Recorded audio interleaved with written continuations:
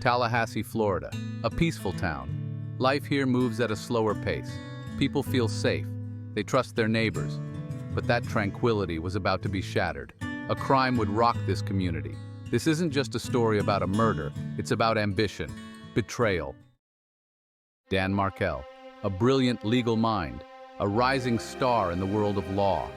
He was a professor at Florida State University. Students admired him, colleagues respected him.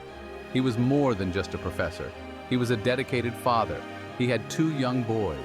They were his world. He would do anything for them. July 18, 2014, a day that started like any other. But for Dan Markel, it would be his last.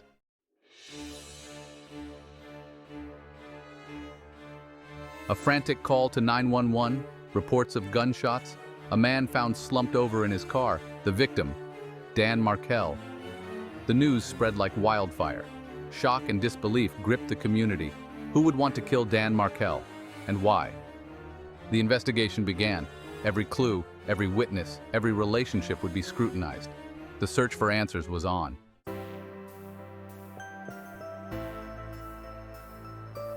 Dan Markel was born in Toronto, Canada, 1972. Even as a kid, he was different, sharp as a tack. He soaked up knowledge. He was thirsty to learn. High school was a breeze for Dan. He excelled in everything he did, debate team, student government. His mind was always working, always analyzing. He had a thirst for knowledge, a hunger to understand the world, and he knew exactly where to go to quench that thirst. The best universities in the world, Harvard Law School, the pinnacle of legal education, and Dan Markel conquered it. He graduated with honors. He was going places.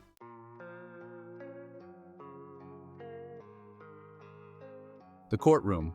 It was Dan's arena. This was where he came alive. He had a passion for justice, a fire in his belly. He could have been a high-powered lawyer, raking in the big bucks, but Dan wanted more than that. He wanted to teach, to inspire. He took a job as a law professor, Florida State University. He wanted to shape young minds, to mold the next generation of legal eagles. He wasn't just a teacher, he was a scholar. He wrote articles, law journals. He was making a name for himself. He was on top of the world.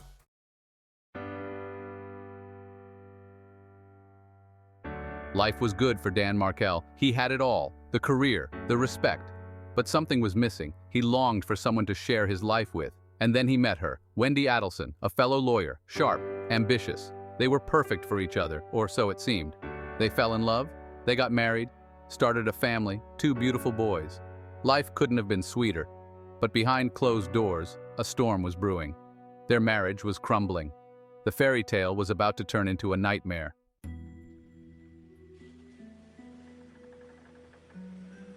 On the surface, Dan and Wendy seemed to have it all. A picture-perfect family, successful careers, but looks can be deceiving. Behind closed doors, their marriage was falling apart. The arguments grew more heated. The resentment festered. They were 2 strong personalities on a collision course. The reasons for their split remained private. Whispers and rumors circulated, but the truth lay buried in the wreckage of their marriage. One day, Dan came home to find the house empty. Wendy had taken the kids and left. All that remained was a mattress and divorce papers. Dan was blindsided.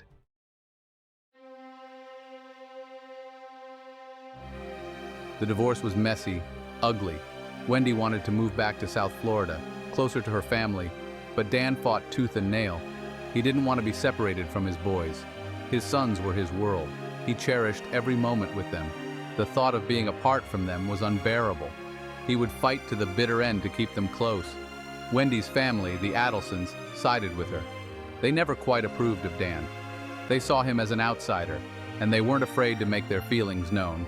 Donna Adelson, Wendy's mother, was particularly vocal. She made no secret of her disdain for Dan. She blamed him for the divorce. In her eyes, he was the villain.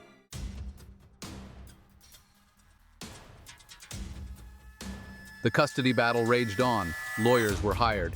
Accusations were thrown around like confetti. It was a war of attrition, and both sides were determined to win. Dan was struggling. The divorce was taking its toll. He was emotionally drained, financially strained, but he refused to give up. He wouldn't back down. Wendy was just as determined. She wanted a fresh start, a clean break from Dan. She wanted to move on with her life, with her boys, on her terms. The tension between Dan and the Adelsons reached a fever pitch. It was a powder keg waiting to explode, and on July 18, 2014, it did.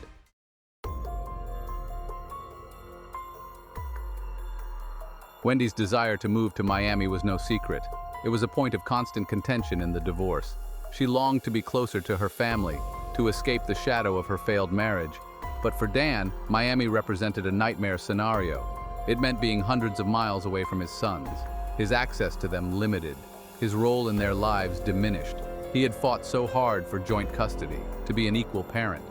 The thought of Wendy taking that away from him was unbearable. He wouldn't let it happen without a fight.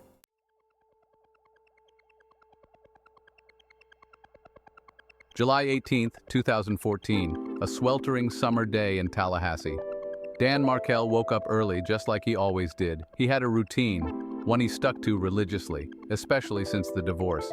He kissed his boys goodbye, headed to the gym. He needed to stay in shape, needed to be strong for himself and for his sons. He had errands to run, calls to make. Life went on, even with the divorce looming over him, even with the tension. He pulled into his driveway, unaware of what awaited him, unaware that this ordinary day was about to take a horrific turn.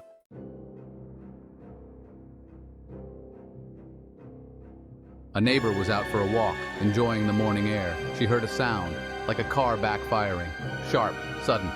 She glanced over, saw a stranger approaching Dan's car. Something didn't feel right. A knot of dread twisted in her gut. Then it happened. Another bang, louder this time. The neighbor froze. Her blood ran cold. She knew something terrible had just happened. She fumbled for her phone, dialed 911. Her voice trembled as she spoke. I think someone's been shot.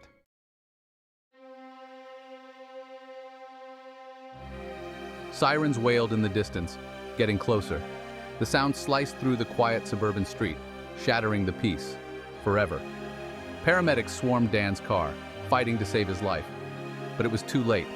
The damage was too severe. At the hospital, doctors worked tirelessly, but Dan Markel couldn't be saved. He died hours later, another victim of senseless violence. News of Dan's murder spread like wildfire. Tallahassee was in shock. Who would do such a thing? And why? The search for answers had begun.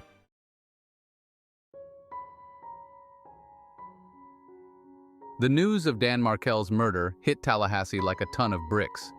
This was supposed to be a safe, quiet town, not a place for cold-blooded murder. People were scared, confused. Friends, colleagues, students, they all came together to mourn, to remember the brilliant professor, the devoted dad, the man whose life was cut tragically short. But amidst the grief, a question lingered. Who did this? And why? The police had their work cut out for them.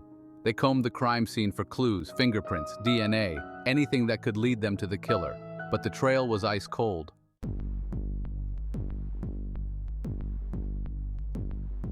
Weeks turned into months. The investigation dragged on. Detectives chased down every lead, every rumor, every hunch. They interviewed anyone who had ever crossed paths with Dan Markel. Friends, family, colleagues, even his ex-wife, Wendy. Suspicions swirled. Accusations were thrown around. But there was never enough evidence to make an arrest. The case had gone cold. The pressure was mounting. The media was relentless. The community demanded answers. But the killer seemed to have vanished into thin air.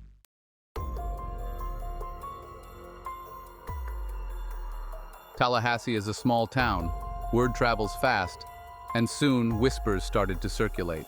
Whispers about Dan Markel's bitter divorce, about Wendy's family, the Adelsons, their wealth, their influence, their alleged disdain for Dan. Some people wondered if the Adelsons were involved. Could they have hired someone to get rid of Dan, to get their daughter and grandsons back? The police were listening, taking notes. They hadn't ruled anyone out, not yet. They were determined to follow every lead, no matter where it led them.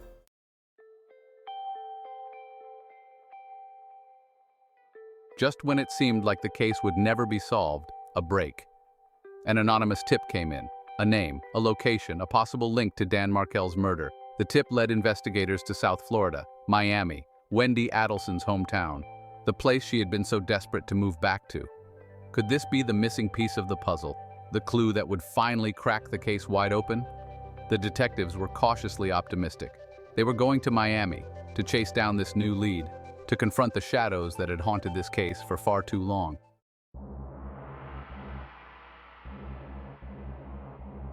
Miami, a city of sunshine and shadows, glamour and grit.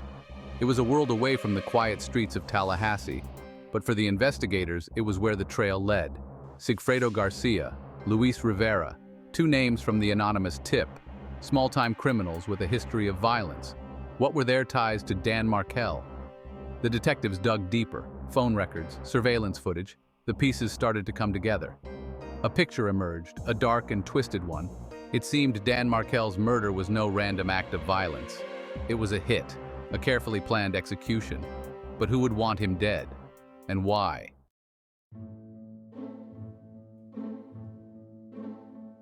Katherine Munoz, a woman who would become central to the case. She was connected to both Garcia and Rivera. More importantly, she had ties to the Adelsons. Munoz had a romantic relationship with Charlie Adelson, Wendy's brother. Financial records revealed a trail of money, from the Adelsons to Munoz to the hitmen. The plot thickened. The detectives suspected the Adelsons had hired Munoz to arrange the hit on Dan Markel, but they needed proof, hard evidence. They got a lucky break. Wiretaps, secret recordings of phone conversations between Munoz and Charlie Adelson. The recordings were damning.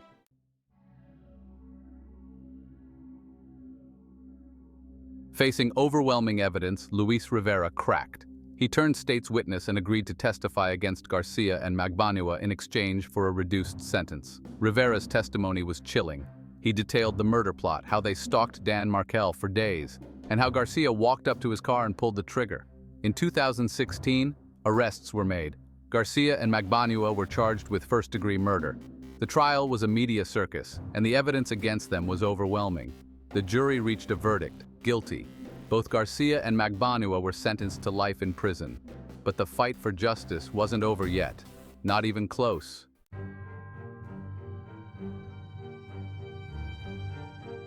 Charlie Adelson, the alleged mastermind behind the hit, remained a free man.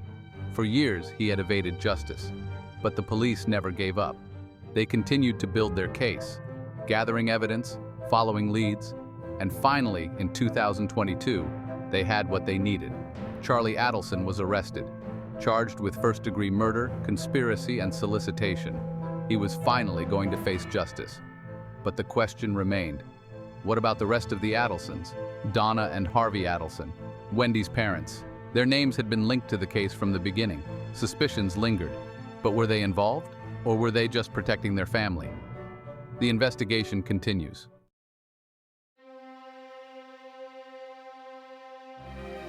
The wheels of justice turn slowly, but they do turn.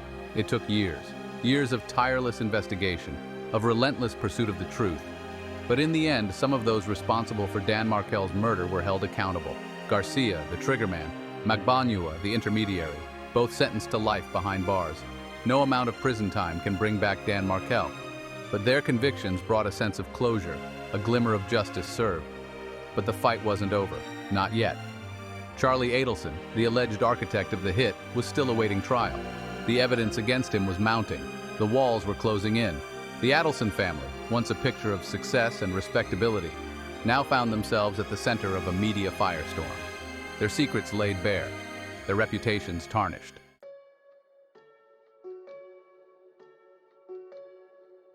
Despite the convictions, questions lingered. Uncomfortable questions. What was the extent of the Adelson family's involvement? Did Wendy know about the plot? What about her parents? Donna Adelson, the matriarch. Her disdain for Dan Markel was no secret.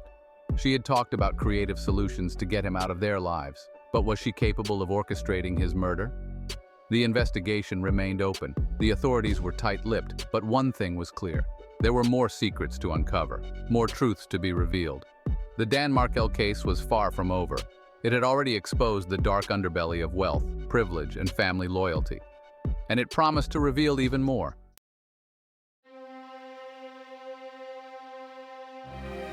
In the end, there were no winners in this tragedy. A brilliant mind silenced, a family torn apart, two young boys left without a father. Dan Markel's legacy lived on, in the hearts of his students, in the memories of his colleagues, and most importantly, in the lives of his two sons. His murder served as a stark reminder, a reminder of the fragility of life, of the darkness that can lurk beneath the surface, and of the long, arduous fight for justice. The case of Dan Markel, a tale of ambition, betrayal, and the enduring power of truth. A story that continues to captivate and haunt us all.